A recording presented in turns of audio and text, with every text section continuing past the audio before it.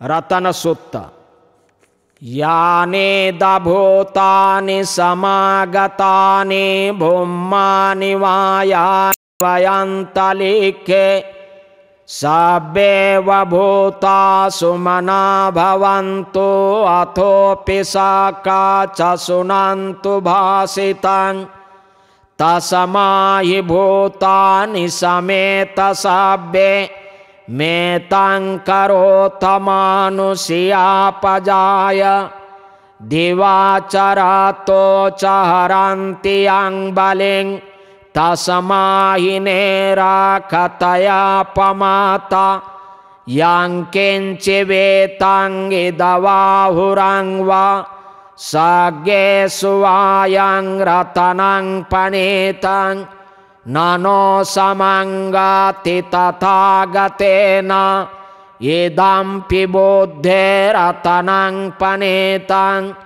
ये तेन साचेन सुवाति होन्तु खयं विरागं अमतं पणितं यदा जगासाख्यमुने समाहितो न तेन धम्मेन समन्त किञ्चि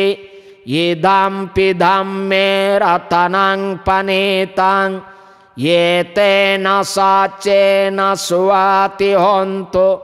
यं बुद्धसेठो परिवन्नयं शुचिं समाधिमानं चरिकय्यमाहु समाधिना तेन समो न विज्जति इदं धम्मे रतनं पणितं ये तेन साचेन सुवाति होन्तु ये पुग्गलायाट्ठशतं पसाता चत्वारि एतानि युगानि होन्ति ते दाक्षिणीयासु गताः ससावका ये तेषु दिन्नानि महाफलानि इदं संघे रतनं पणितं ये तेन साचेन सुवाति होन्तु ये सोपयोता मनसा दलेन नेकामिनो गोतमशासनमि ते पातिपाताय मतं विगह्य लद्दामुदानि भूतिभुञ्जमाना इदं संघे रतनं पणितं ये तेन साचेन सुवाति होतु यथिन्दखिलोपटमिंसितोऽसिया चतुर्भिवाते हि असम्पकम्पियो तथोपमंसा पुरुषं वदामि यो अर्यसाचानि अवेच पश्यति इदं संघे रतनं पणितं ये तेन साचेन सुवाति होतु ये अर्यसाचानि विभावयन्ति गम्भीरपय्येन सुदेशितानि किञ्चापि ते होन्ति भूषापमाता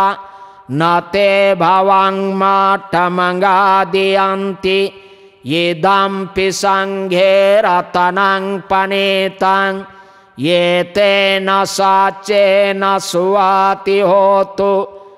सहा वा सदा सनसम्पदाय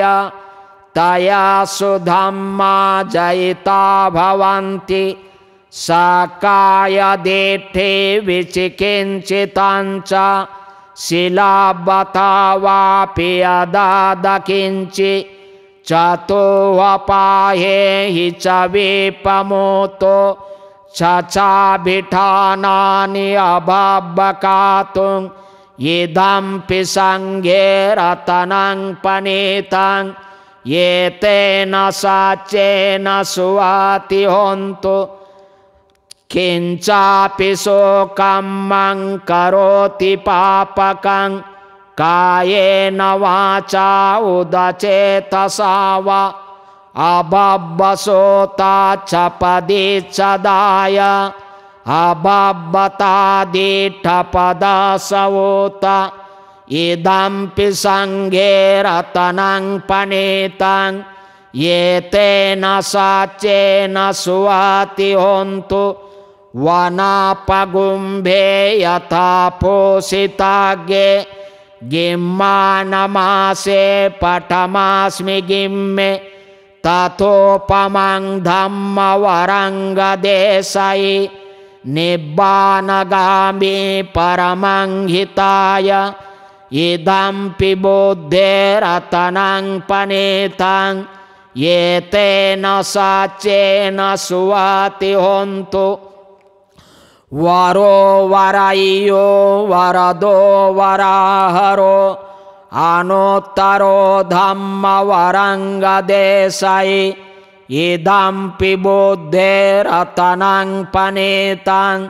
ये तेन साचेन सुवाति होन्तु खिनं पुराणं नवनाथि सम्भवं विरातचित्ता आयतिके भवास्मिन् ते खिन बीजा अविरोलिछन्दा निबन्ति धीरा यथयं पदीपो इदम्पि संघे रतनं पनीतं ये तेन साचेन सुवाति होतु यानि दभूतानि समागतानि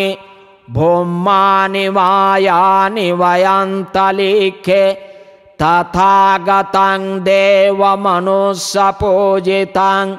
बुद्धं नमस्साम सुवाति होतु यानि दभूतानि समागतानि भूमानि मायानि वयन्तलिखे तथागतं देवमनुष्यपूजितं धम्मं नमस्साम सुवाति होतु यानि दभूतानि समागतानि भूमानि मायानि वयन्तलिखे तथागतं देवमनुष्यपूजितं संघं नमस्साम सुवाति होतु।